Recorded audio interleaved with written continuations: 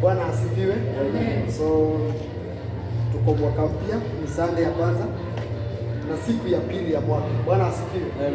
So ni vizuri tusome kidogo na hatutasoma kitu kikubwa leo, lakini tutasoma ile kitu tunaweza ita kama msingi ama foundation ya Christianity. Bwana asifiwe. Tujue kwa sababu Ukristo ni nini. Amen. Ukristo ni vitu gani tunafaa kuangalia. Amen.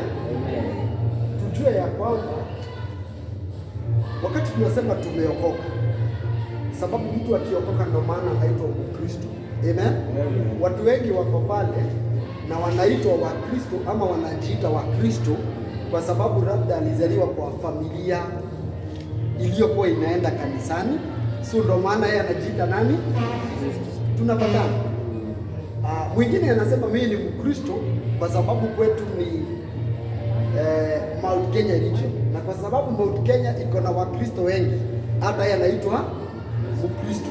Lakini ni vizuri kufahamu na kujua Mkristo si Mkristo tu, anaitwa Mkristo kwa sababu ameweka imani yake katika Yesu Kristo. Haleluya. Na jina Kristo imetajwa tu mara 3 kwa Biblia. Amen. Na ilitajwa na watu ambao waliona wengine ama wafuasi wa Kristo Yesu wakifanya kama Kristo, ndio maana wakawaita hawa wanafanya kama Wakristo. Amen. So kuwa Mkristo si tu kuzaliwa kwa familia ya Ukristo. Kuwa Mkristo ni kuwa wewe umeamini ama umeweka imani yako katika Kristo. Haleluya. Unajua imani ndio faith. Haleluya. And you can have faith from so many diversions. Unaweza weka imani yako kwa mlima, unaweza weka imani yako kwa mnyama, unaweza weka imani yako kwa sababu wewe ulizaliwa. Haleluya. So kuzaliwa kuwe ni imani yako. So imani ni ile kitu umebelieve. Haleluya. Jina la Bwana lisifiwe. So leo tunaangalia kwa sababu tuko kanisani, na kanisa kitu ya kwanza ni mwili wa Kristo Yesu. Haleluya. So kila mwenye ako kanisani anafaa kuwa ameweka imani yake kwa nani? Kwa Kristo Yesu. Lakini tunaona kuna watu wengi sana kwa sababu hawajajua ile kazi Yesu alifanya, wanajiita tu wa Kristo, but ukimuuliza hii imani yako iko kwa nani? Mara iko kwa Mungu, mara iko kwa Roho, mara iko kwa Jehova. Bwana asifiwe. Hiyo yote ni vizuri, hata kumjua Mungu kama Yehova ni vizuri, ni vizuri. Hata kumjua Mungu kama muumba wa mbingu na dunia na chochote kilicho duniani ni vizuri hivyo kujua. Bwana asifiwe. Lakini kujua kuwa Mungu ndiye aliumba dunia na akaumba mbingu hakuwezi kufanya Mkristo. Bwana asifiwe. Amen. Kuwa Mkristo lazima kuwe imani yako iko katika ile kazi Yesu alimaliza. Bwana asifiwe. So tunaingia katika imani ili tukue Wakristo na Wakristo wa kweli. Amen. Na hapo ndio tutakuja kupata kuna wale Wakristo wa kweli na wale Wakristo wa uongo. Na si wa uongo kwa sababu wao wanajiita wa uongo, ni wa uongo kwa sababu hawajaweka imani yao katika nani? Kristo Yesu. Na ndio nitaanza topic yetu ya siku ya leo. Haleluya. Na nitaanza tu na kuchora ile mchoro tunachora. So unaweza chukua note kama uko na kitabu. Tutachora leo, tutaanza na msalaba. Bwana asifiwe. Msalaba, si wa Kristo wote wanatumia hii msalaba, isipokuwa kadha kuna independent wanatumia ingine iko hivi. Haleluya. Independent wanatumia inakaa hivi. Lakini Wakristo wengine wote wanatumia hii msalaba, wakitaka kumaanisha nini? Yesu Kristo alisulubishwa. Bwana asifiwe. Lakini katika ile imani, amen, tutaona kuwa ukiwa Mkristo ni kumaanisha umeamini kazi ya nini? Ya msalaba. Si ni kweli? Na tukichora Biblia hapa, tuseme Biblia imefunguka. Si Biblia ufunguka hivyo.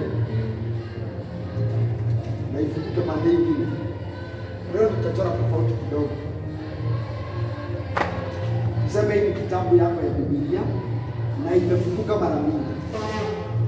Pande moja tunaita Old Testament ama Agano ya Kale, si ni kweli?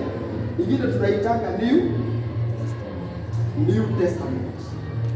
Kulingana na hii, tukisema hii ndio Biblia, hii ndio Biblia yetu Haleluya. Na imefunguka.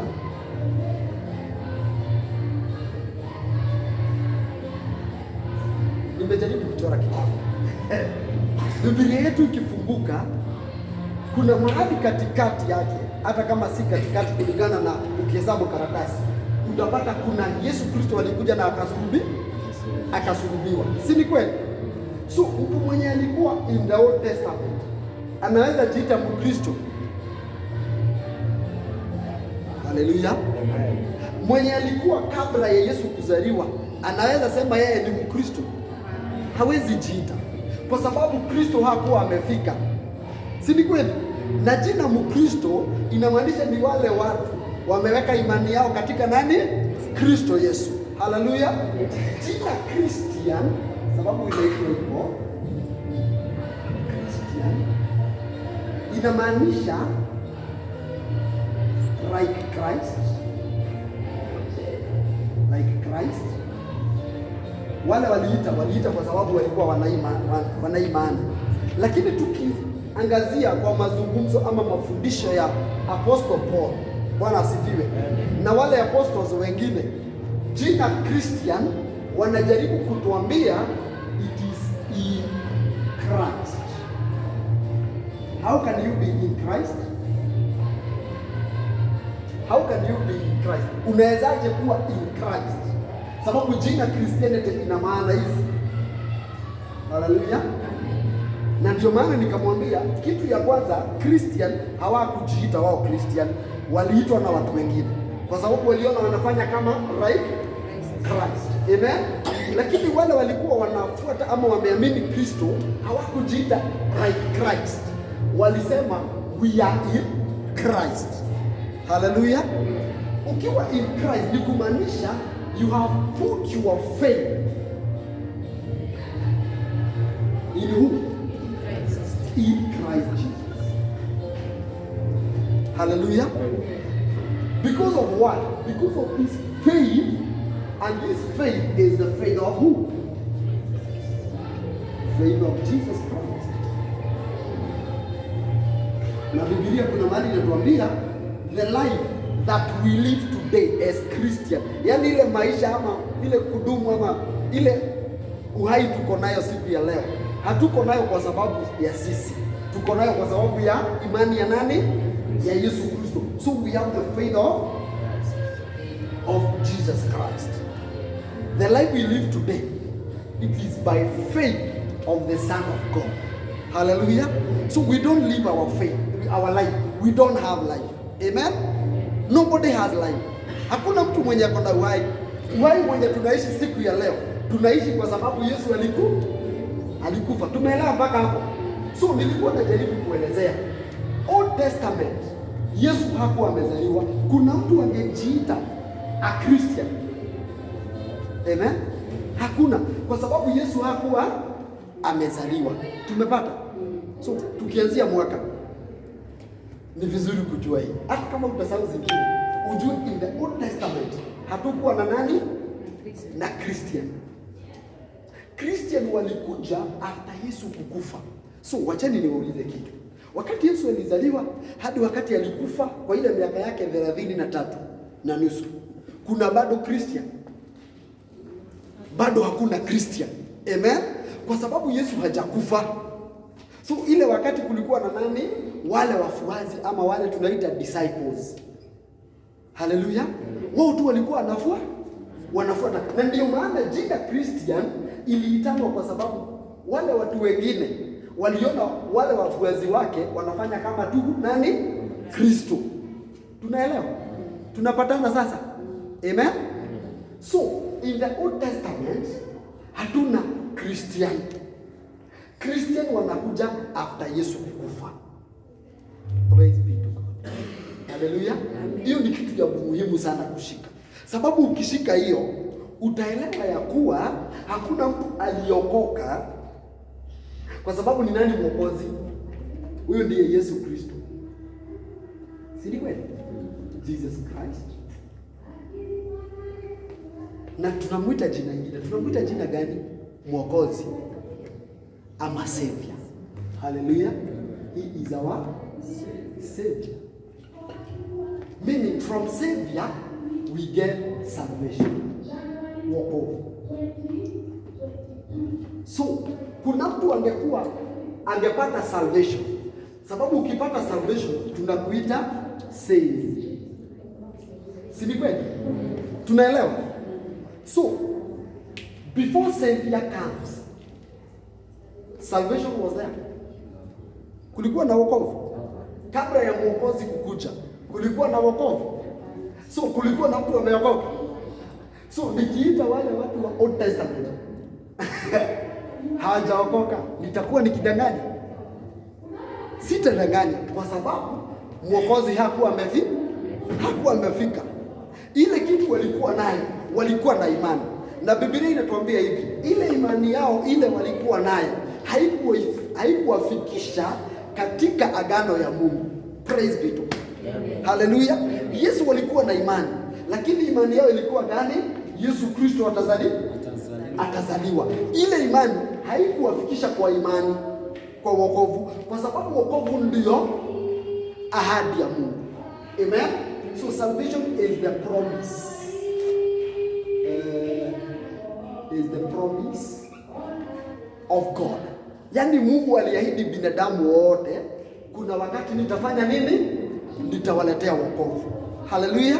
Ndio maana wakati tunasoma ile topic ya salvation, tunasema salvation belongs to the Lord, to the Lord. Hallelujah. Wokovu ni wa Bwana. Hakuna mtu angejiokoa. So lazima Mungu angekuja, sababu Jesus is the Son of God, who is God manifested in man. Tunapata hiyo. Yesu ni mwana wa Mungu ambaye ni Mungu akiwa ndani ya mwili. Tunaelewa? Amen. Yesu ni mwana wa Mungu, lakini ni Mungu pia akiwa ndani ya mwili. Yaani Mungu kuingia kwa mwili hawezi itwa Mungu. Sijui kama unanipata. Mungu akiingia kwa mwili hawezi itwa nani? Mungu. Ataitwa nani? Mwana wa Mungu. Haleluya. Bwana asifiwe. Mnanielewa? Yesu ni mwana wa Mungu. Kwa sababu gani? Kwa sababu ni Mungu ndani ya mwili. Tunaelewa? He is God outside body. In body is the Son of God. Sisi tunasoma. Mnanielewa? Mungu kuingia kwa mwili hangeitwa God the Father. Aliitwa God the Son. Kwa sababu ni Mungu ameingia katika mwili. So akiingia kwa mwili ni kumaanisha Mungu amechange. Na kwa sababu Mungu hawezi badilika, akiingia ndani ya mwili aliitwa Son of God. Tunaelewa? Tunaelewa sasa? So Yesu ni Mungu, lakini kwa sababu ako ndani ya mwili hawezi itwa God the Father. Ataitwa God the Son. Hallelujah. Jesus Christ. Kwa sababu ya hiyo kazi, unajua ndio maana tunasema tuko wakati wa neema, kwa sababu Mungu alibadilika siku moja. Amen. Akajifinya ndani ya mwili ili aokoe wale wako na mwili. Wale wako na mwili ni akina nani? Ni sisi. Bwana asifiwe. So Mungu aliingia kwa mwili kwa sababu gani? Kwa sababu anataka kutuokoa. Ndio maana tunaambiwa upendo wa Mungu ni mwingi na yeye ni mwingi wa rehema. Bwana asifiwe. Kwa sababu hakuangalia vile tulikuwa tumemkataa. Aliangalia vile anatupenda, akaona afadhali niingie katika mwili, nikae kama wale binadamu, but mimi ni Mungu nikiokoa binadamu katika mwili yao. Praise be to God. Hallelujah. That is the love of God. Tunapata. So before Jesus came, kabla ya Yesu kukuja, hatukupata mwokozi. Na kama hatukupata mwokozi, haungepata wokovu. Na wokovu ni nini? Wokovu nimewaambia ni promise. hiyo ndio ahadi. Promise ni ahadi. Hiyo ndio ahadi ya Mungu kutoka mwanzo, kitabu cha Mwanzo. Hiyo ndio Mungu alikuwa ameahidi. The promise was salvation. Hallelujah. But when the Savior appeared, who is Jesus Christ, amen, now people can be saved. That's why tumeokolewa. Tumepata sasa, amen, tunapatana.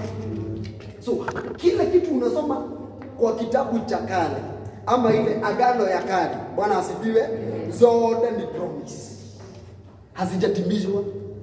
So hakuna kitu iko pale iko reality, yani hakuna kitu iko pale ya ukweli. Ndio maana wakati Yesu alikuja, John alituambia nini?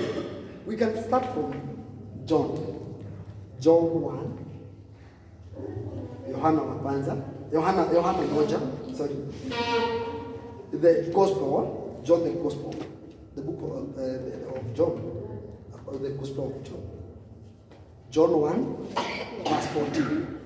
Mtu mmoja tusome John 1:14. John 1:14.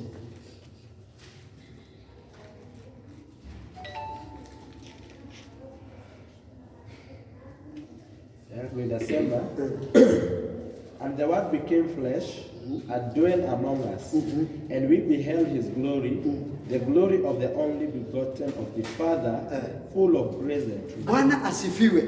Biblia imetuambia na neno ya Mungu, amen, ikakuwa nani? Na mwili, ikaingia kwa mwili. Bwana asifiwe. Neno ya Mungu ni nani? Na neno ya Mungu ni nani? Ni Mungu mwenyewe. Ukienda kwa John 1 itakwambia in the beginning there was word, and the word was with God, and the word was God. Hallelujah. So the word is God. Who is Jesus? Jesus is God. Hallelujah. Tunapata mahali natoa hii maneno. Nisiseme tu, tuseme alisema lakini hatukujua. John 1 inatuambia hivi. Neno ilikuwa Mungu, neno ilikuwa na Mungu, na neno ilikuwa ndiye Mungu. Haleluya. Na hiyo neno, Bwana asifiwe. Mimi wakati wote tunasema about the word of God, the word of God. Hallelujah. The word of God. We are talking about the word of God. We are talking about Jesus. Sababu tumeambiwa akapata mwili. Si ni kweli? Na akaishi pamoja na sisi. Ni nani yule aliishi pamoja na binadamu? Ni Yesu. Si ni kweli? Na ameingia ndani aje kwa binadamu. Ameingia kwa sababu Mungu alimuita mwanamke mmoja anaitwa Mariam. Haleluya. Akaweka neno yake ndani yake. Ndio maana tunasema Mariamu alipata mimba ya nani? Ya Roho Mtakatifu. Roho Mtakatifu ni nani? Ni Mungu. Haleluya. God is the Father. Hallelujah. Holy Spirit. And who? Son. Hallelujah. So son alitoka kwa nani? Kwa sababu Father has spoken to who? To Mary. Si tunaona hivi? Mungu akamwambia Mary kupitia kwa malaika, umebeba mimba ya nani? Ya Roho Mtakatifu. Wakati alizaa yule kijana, akaambiwa ni nani? He is the son of God. Hallelujah. So the word of God is Jesus. Tunapata sasa. So Jesus ni kumaanisha Mungu aliingia ndani ya mwili ya binadamu, akafanyika kama binadamu, lakini yeye ni nani? Ni Mungu. Ndio maana tumeambiwa na John 1:14 kuwa nayo neno ikawa na mwili. Bwana asifiwe. Na akiwa na mwili, ile neno ya Mungu, akakuwa nani? Akaishi pamoja na wanadamu, na tukaona neema yake ama ile utukufu wa Mungu ukiwa pamoja na wanadamu. Juu Yesu kukuja duniani kwa miaka 33 na nusu, ni utukufu wa Mungu ulikuwa unaishi pamoja na watu, ili Mungu aweze kuokoa binadamu wote. Kwa sababu wokovu ni kwa njia ya Yesu, na ni Yesu peke yake. Tumepata hiyo. So kama Yesu ndiye neno ya Mungu, wacha tuone John 1:17 inasema nini, ili tukuja kwa neno. John 1:17. For the law was given by Moses, but grace and truth came by Jesus Christ. Bwana asifiwe. Mambo ya sheria, kwa sababu Old Testament is full of law. Sheria. Hallelujah. Ilipeanwa na nani? Na Moses. Lakini Yesu wakati alikuja, alituletea nini? Grace and truth. Grace. Amen. And what? And truth.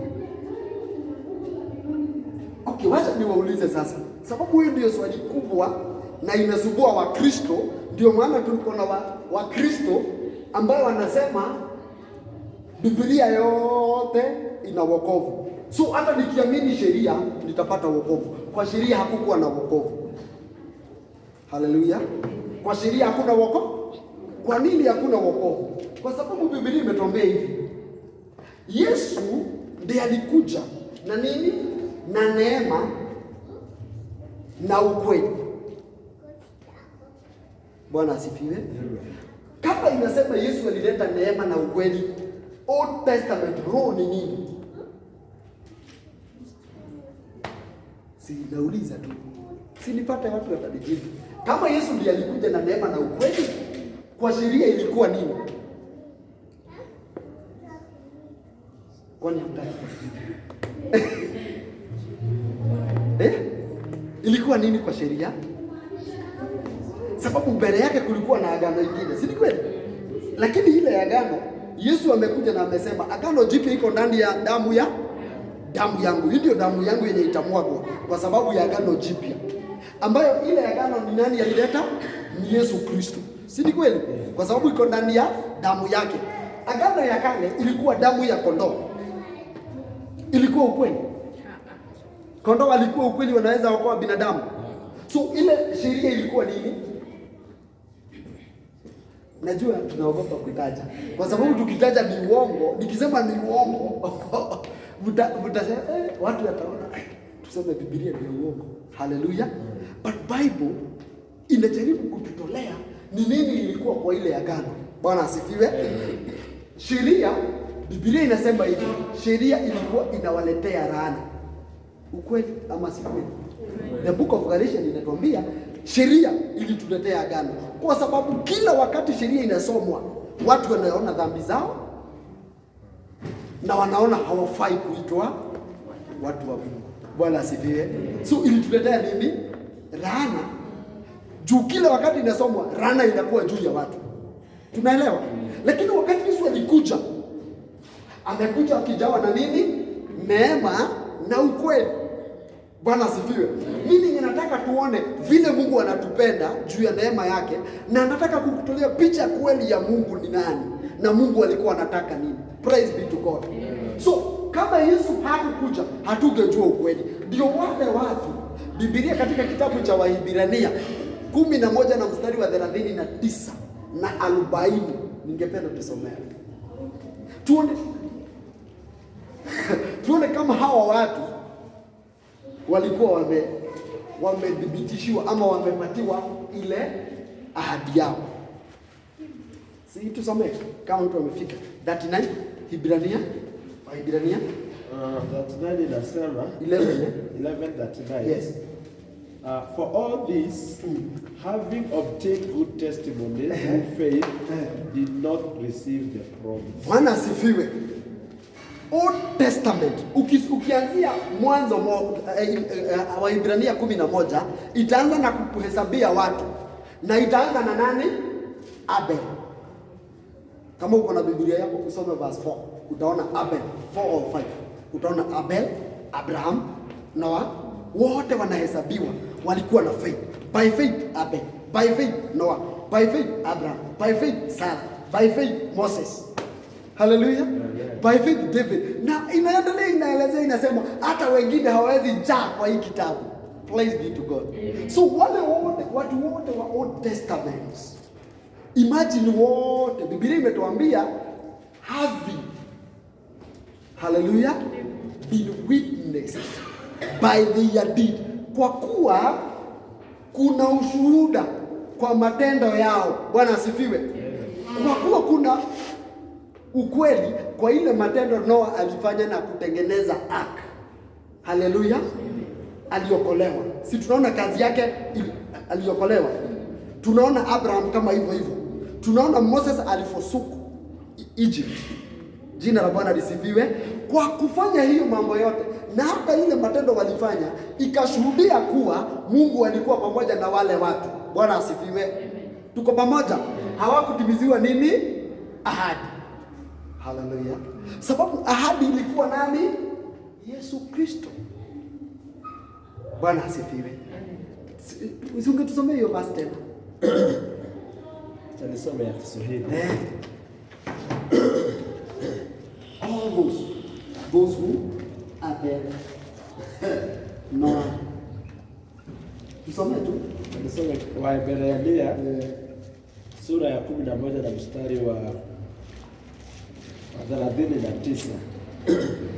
Inasema hivi: na watu hao wote wakiisha kushuhudiwa kwa sababu ya imani yao hawakupokea ahadi. Bwana asifiwe. Ni akina nani hawakupokea ahadi? Abel, Noah, Abraham, David, Moses and others, even Isaiah, even Daniel. Hallelujah. Wote wale hawakupokea ahadi. Kwa sababu ahadi ni nani? Ahadi alikuwa Yesu. Mungu aliahidi, nitakuja siku moja na nitakanyanga shetani kichwa. Hallelujah. So ahadi ni nani? Ni Yesu. Na alitajwa na nani? Na Mungu akasema mbegu ya mwanamke. Mbegu ya mwanamke ni nani? Kuna mwanamke ako na mbegu? Hakuna. Bwana asifiwe. So Mungu alikuwa anataja, mimi nitaingia kwa mwanamke. Na wakati nitakapotoka nitakuwa sina baba. Amen. Hallelujah. Because I am God. Siwezi zaliwa na mwanamume. Jina la Bwana lisifiwe. Because I'm God. Tunaelewa? Lakini wakati nitakuja nitakanyanga shetani kichwa, nitamumaliza. Ni nani huyo? Ni Yesu. Hallelujah. Isaiah 53 inatuambia he was bruised for our iniquities. Hallelujah. Alipigiwa msumari kwa sababu ya dhambi zetu, kwa sababu ilikuwa ahadi ya Mungu. Ahadi ya Mungu. So hao watu wote hawakutimiziwa ahadi kwa sababu hawakumuona nani? Yesu Kristo. Tusome 40. Hiyo verse 40.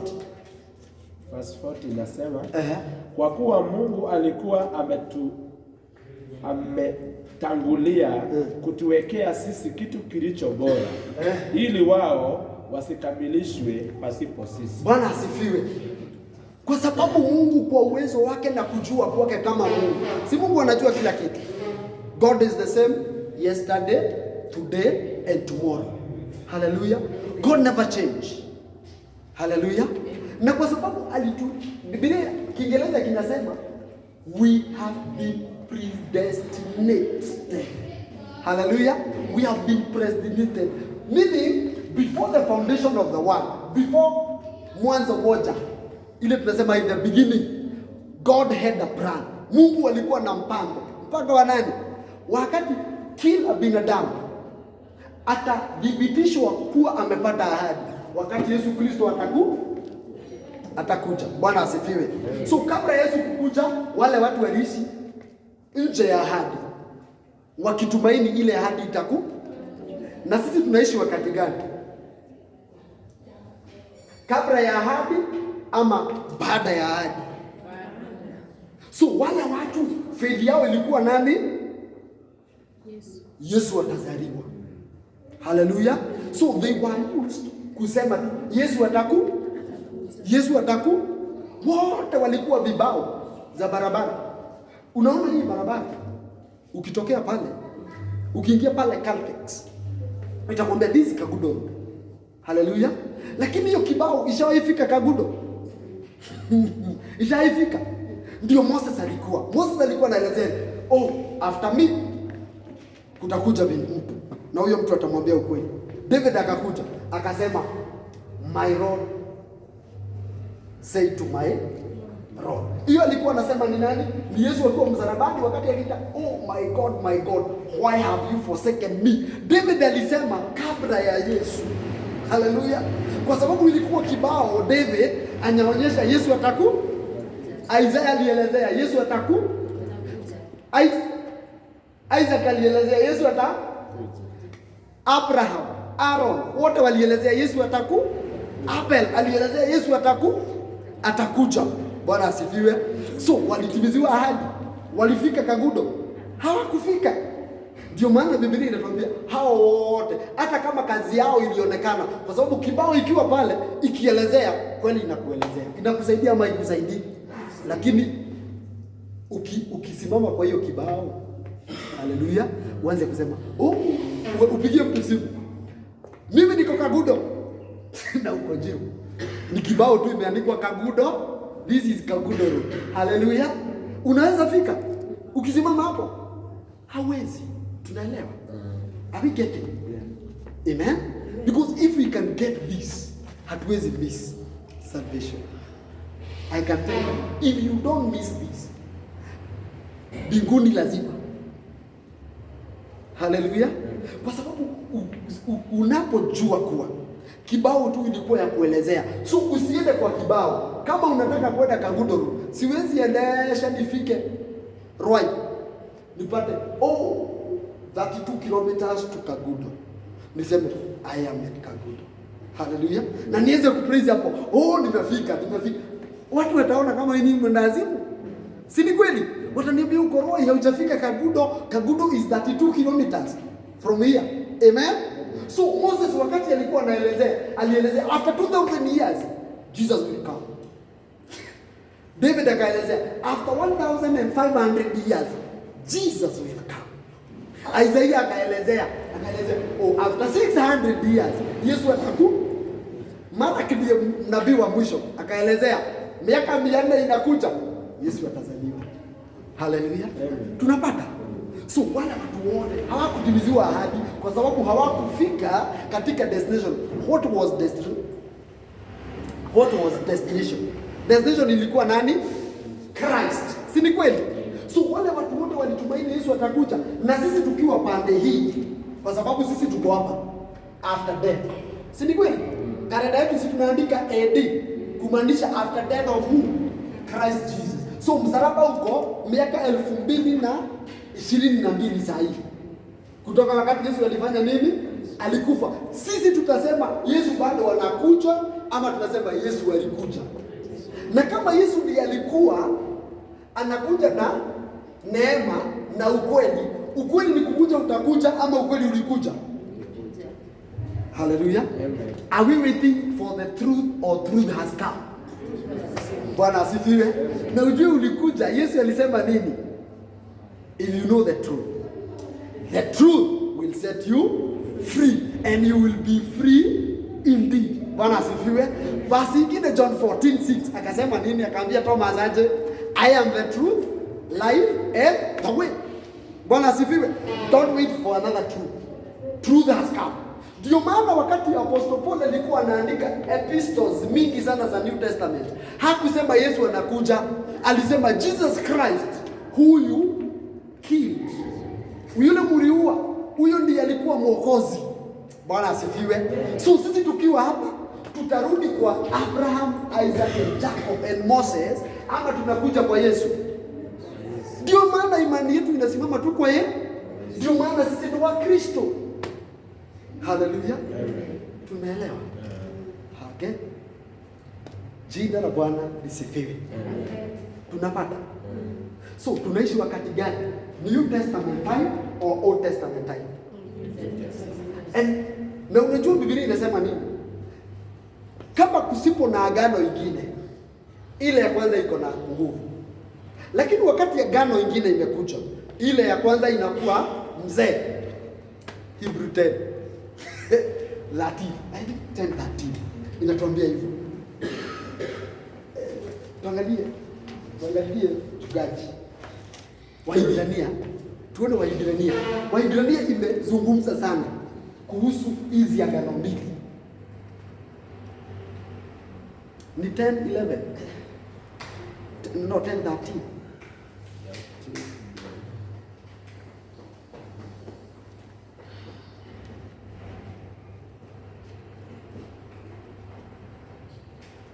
Na timekeeper bado anatuangalizia time.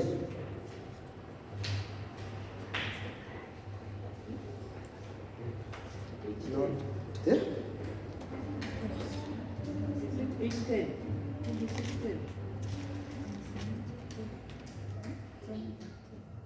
Yes, 8:10, 8:13. 8:13. Ya Kizungu inasema hivi, tulisoma ya Kiswahili. Waebrania sura ya 8 na mstari wa 13. Nasema, in that he says, a new covenant, he has made the first obsolete. Now what is becoming obsolete and growing old is already to vanish away. Bwana asifiwe.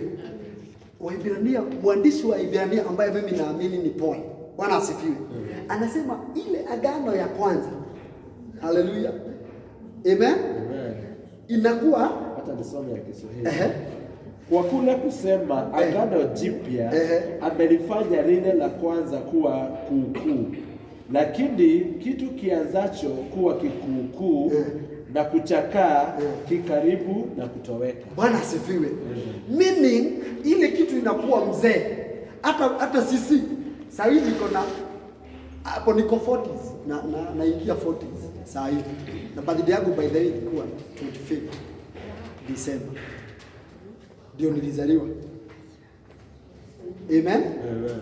So vile naendelea kuzeeka, si ndio naendelea kutoweka duniani. Amen.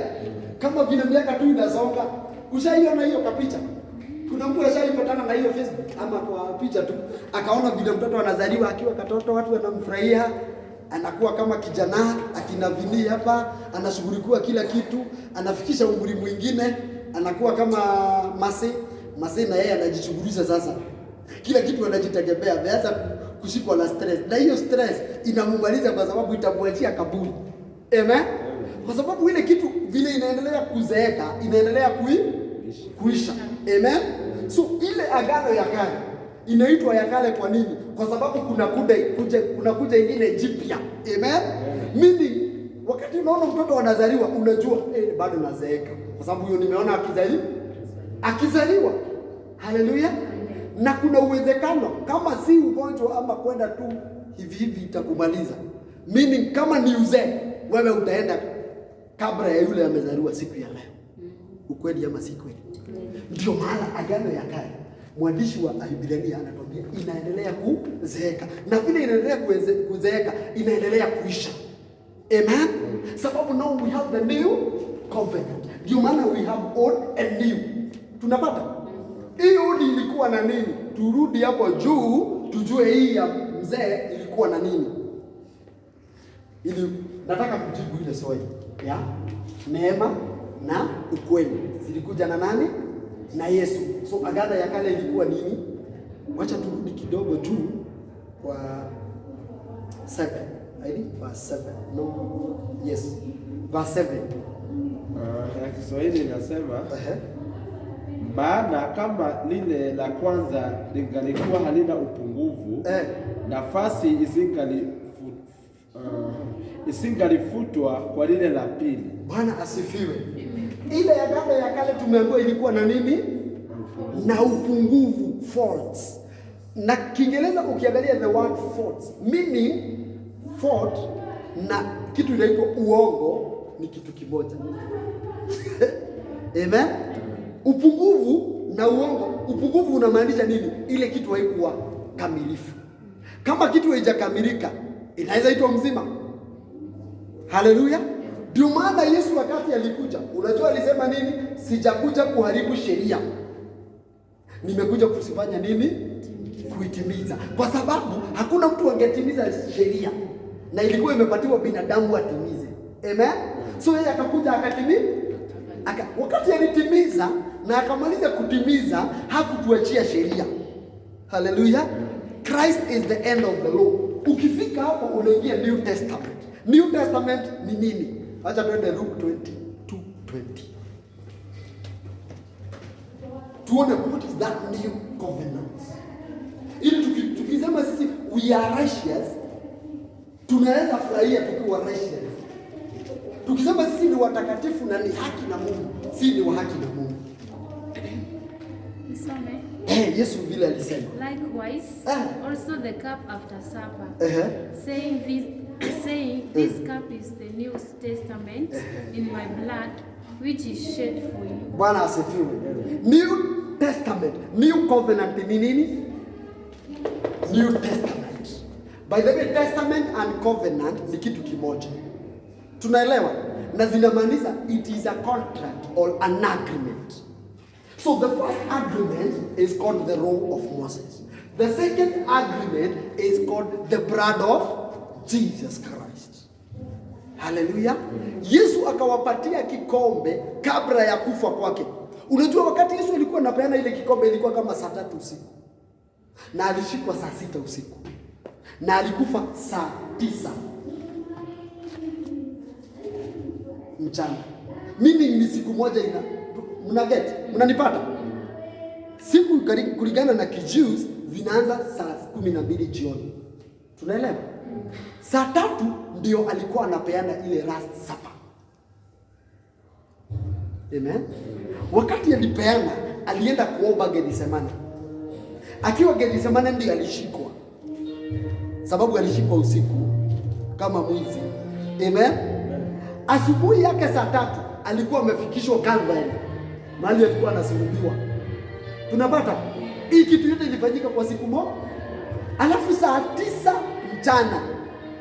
Saa 9 mchana ndio giza iliingia, kumaanisha anabeba na dhambi. So wakati alikuwa anasema hii ndio kikombe ya damu yangu ya agano jipya ambayo iko ndani ya damu yangu na itamwagwa kwa sababu ya dhambi zenu. Haleluya. Ilikuwa karibu sana kukufa. So agano jipya alikuwa anatabiri today, siku ya leo hii damu itamwagwa, na ikimwagwa new covenant itaanzia hapo. Haleluya. Praise be to God. Tunaelewa? So tukiwa kwa New Testament inamaanisha kila kitu old ameifulfill, ameimalizana nayo na akaleta ingine mpya. Tumepata? Haleluya. So wacha tuone kama Yesu amesema New Testament is in the blood. Hii ilikuwa sheria, ilikuwa inaleta damu ya nini? Ya mwanakondoo. Si ni kweli? Yesu ni nani? Mwanakondoo wa nani? Wa Mungu. So tunajaribu kufanya comparison ili tukianza hii mwaka, tafadhali usirudi in the Old Testament. Hallelujah. Go to the New Testament. Hallelujah. Where the promise has been fulfilled. So we are living in the promise. By the way, we are not waiting for promise. Ile kitu tunangoja ni ahadi. Tunangoja nini? Sisi tunangoja blessed hope. Hatungoji promise. Because promise zilikuwa fulfilled na nani? Na Yesu. So sisi tunangoja nini? Our blessed hope. Tunapata? Unajua ukishika hii, Bwana asifiwe, maisha yako itabadilika.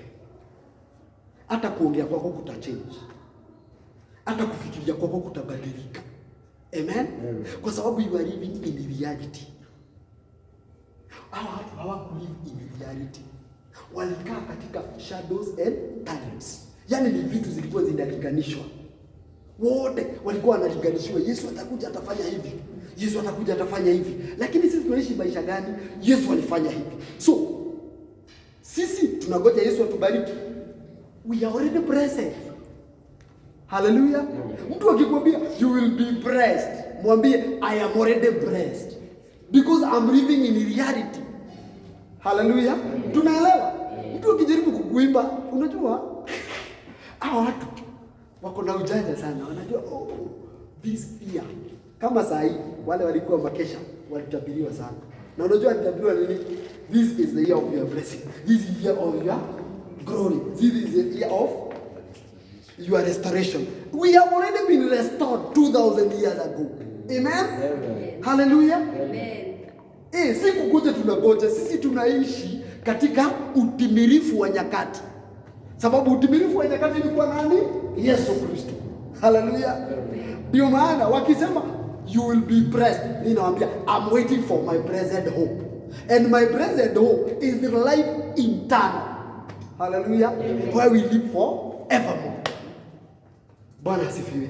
Lakini kwa sababu ya kutojua Biblia na kutofuzwa vizuri, amen, kuna watu wanaishi bado kwa wakigoja ahadi. Na ahadi ni nani? Ni Yesu. Wanaishi nyuma ya wokovu. Wokovu ulikuja, wokovu ni ahadi. Meaning ahadi zetu zimetimizwa. Ndio maana kwa Biblia in the New Testament hautapata you will be saved. Unapata you have been redeemed, you have been saved, you have been restored, you have been renewed. Hallelujah. So the past tense meaning zilifanyika. Si tunaelewa? Are we getting? Yes. Amen. Tukiishi katika hali yetu na mahali tuko sahihi, lazima tubadilike. Bwana asifiwe. Utaangalia watu wakiimba, tunakualika, tunakuhitaji, shuka baba shuka, utawachekelea wao wakiimba, watasema you are ignorant. Yaani unadharau. Lakini ni kudharau. Ni kwa sababu unajua ukweli. Ukijua ukweli utakuweka huru. Bwana asifiwe. Na tunawekwa huru kwa sababu tu ya kujua Yesu alikuja, si Yesu tunagoja. Haleluya. Na wale wanangoja Yesu wakati atakuja, hatakuja kama Yesu, atakuja kama simba wa Yuda kuwamaliza. Amen. Tunaelewa? Bwana asifiwe. Tunaelewa mpaka hapo? Ama tuachie hapo hiyo tushike. Masaa yangu imeisha. Tuanze ngapi? Saa tano. Oh, I have 9 minutes. Bwana asifiwe. 9 minutes tunamalizia hii. Jina la Bwana lisifiwe. So, si tumeona New Testament. Na tumeona New Testament ilikuwa kwa damu ya nani? Ya Yesu. So, Yesu alimwaga damu. So, New Testament imeingia. So, ile ya kale inaisha. Ya pili imeingia. Wacha tuone ya pili imeingia nini? Waibrania 9. Mstari wa 15 na 16. Leo tutasoma Hebrew sana. Sasa tusome Hebrews 9, 15, 16. 15, 16 and 17. Na tusomee ya Kiswahili. Tutasomea Kiswahili, tutasomea Kikuyu. Tusikize tu tafadhali. Waibrania 9 15 hadi 17. Inasema hivi. Na kwa sababu hii ni mjumbe ni mjumbe wa agano jipya, ili mauti ikiisha kufanyika kwa kukomboa makosa yaliyokuwa chini ya agano la kwanza. Hao walioitwa waipokee ahadi ya urithi wa milele. Bwana asifiwe. Kwanza tusimame kidogo, tusomee ya Kiingereza. And for this reason, he is the mediator of the new covenant. Who is mediator of the new covenant? Ni nani msikiani wa agano jipya? Yesu. Ni Yesu Kristo. Si ni kweli? The man Jesus Christ. Hallelujah. By means of death. So na hii kusikanisha ile agano jipya, ili agano jipya ikue, lazima kifo ingefanyika. Ndio maana kila Mkristo anatumia nini? Msalaba. Kuonyesha Yesu alikufa, lakini wengi wajui maana. For the redemption of transgression under the first covenant. Ili akomboe dhambi. Hizi dhambi zilikuwa wapi? Under the first covenant. Zilikuwa, agano ya kale ilikuwa imejaa dhambi. Bwana asifiwe. Amen. So, dhambi ni ukweli ama ni uongo? Dhambi ni ukweli ama ni uongo?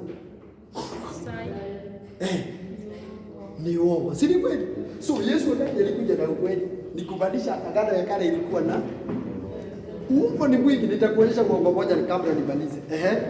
That those who are called may receive the promise of eternal inheritance. Na wale wameitwa wapokee. Amen.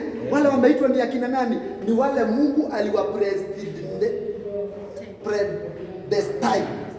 before the foundation. Ni akina nani hao? Wale watakuja pamoja na wale wameamini. Amen. Wote nyuma ya Yesu. Ili hawa watu wafikishiwe ahadi yao, ili wakuwe warithi wa uzima wa milele. Hallelujah. Do we have eternal life or we are waiting eternal life? Ni Wakristo wangapi utauliza mko na uzima? Tunangoja kwenda mbinguni tukapewe uzima. Si wanasema hivyo? Kila Sunday pastor anasimama anawaambia, na kama mnataka kwenda mbinguni mkapewe uzima wa milele, hii fanya hivi. Uongo mtupu. Uzima unapokea wakati umepokea nani? Yesu, kwa sababu Yesu ndio utimilifu wa kurithi uzima wa milele.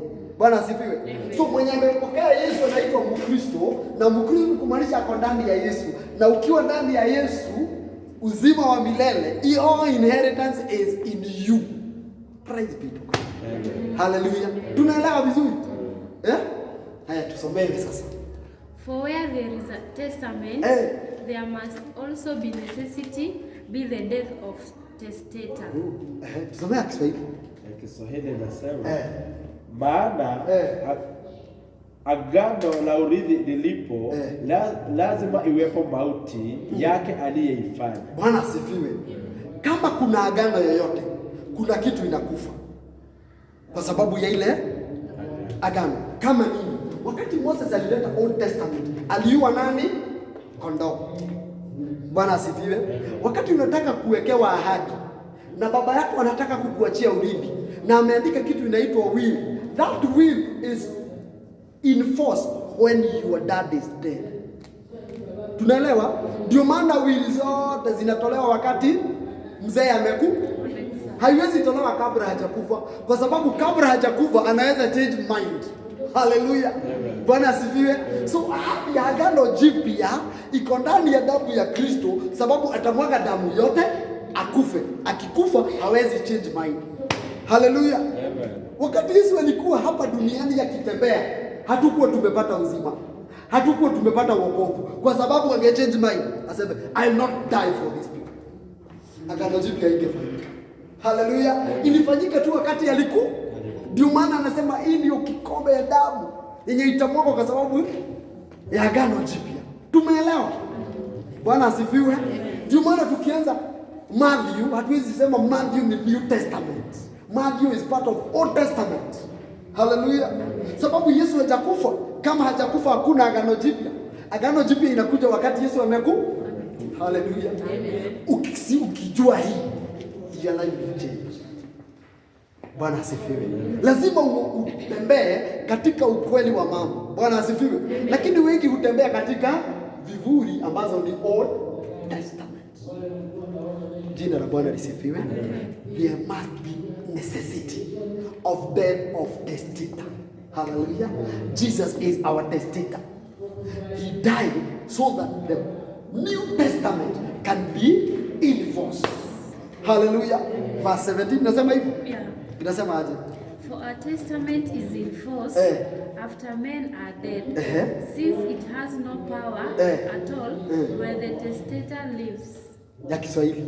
Kiswahili nasema kwa maana agano la urithi lina nguvu alipotukia kufa kwa mtu.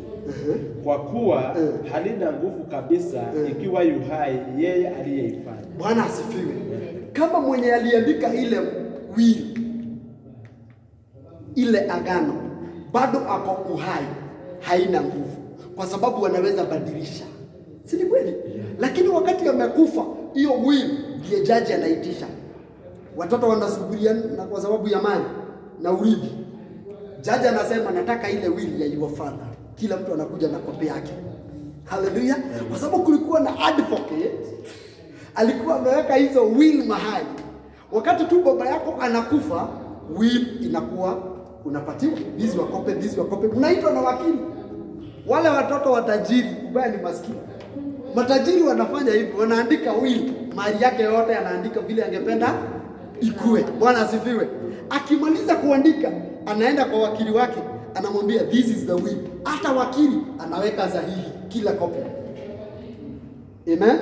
So if you are John, James, Grace and Pauline, hallelujah, nyote mkiwa wanne mnapewa kila mtu kope yake kulingana na urithi wako. So wakati baba yako anakufa, mkimaliza kuomboleza, mnasikia tuko na appointment na a certain advocate.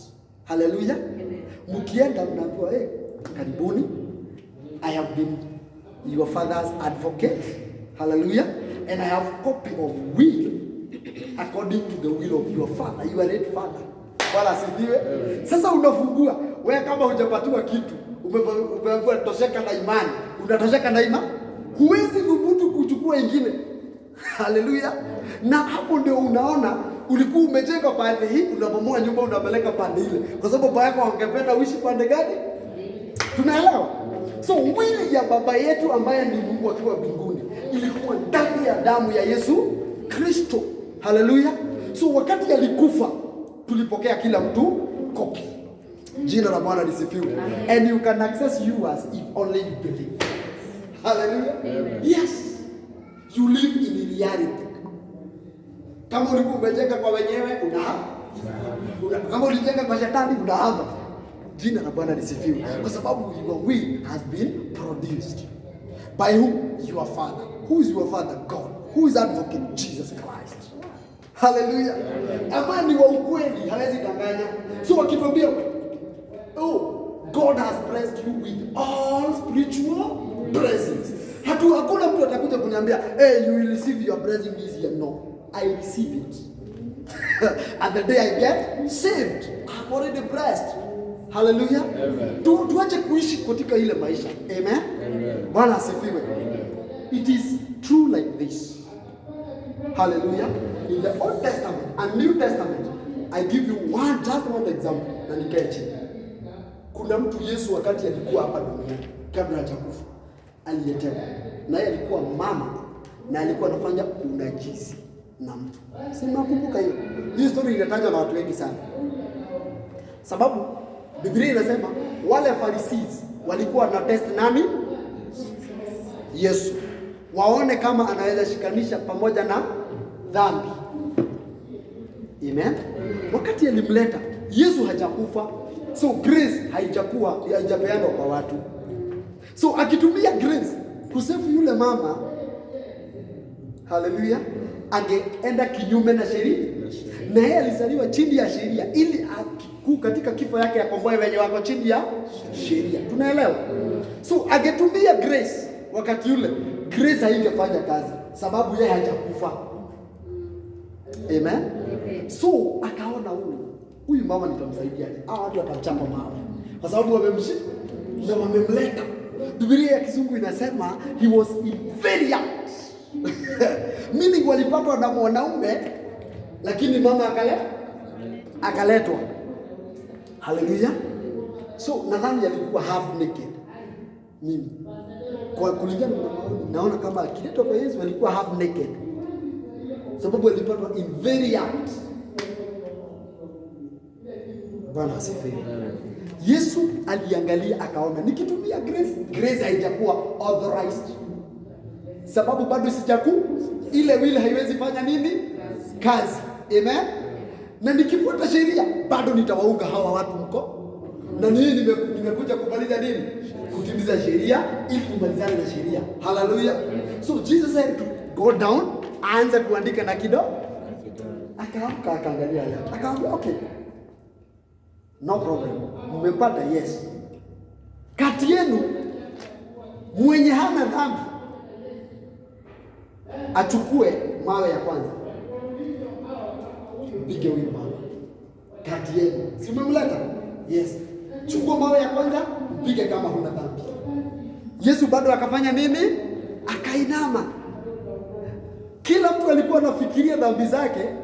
Kwa sababu agano ya kale ilikuwa uongo. Uongo kwa nini? Kwa sababu walimleta kulingana na sheria na wakasema Moses katika sheria yake amesema tukipata mtu akifanya unajisi anachapwa na mawe anaua. Wewe ungefanya nini Yesu?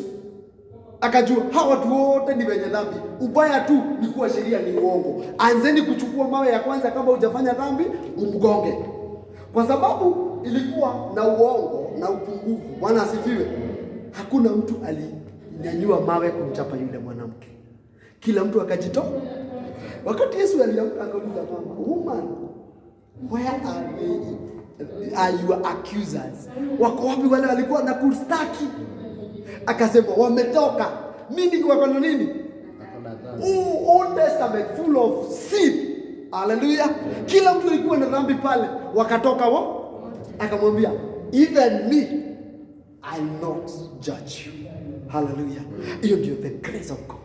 Hallelujah. So kwa sababu wale wanasheria wameenda, so grace inaweza fanya kazi. Enda na usifanye na he gave him her power not to sin again. Hallelujah. So when we come to Jesus, he gave us power not to sin. Bwana asifiwe. Sisi tumebarikiwa. Bwana awabariki sana.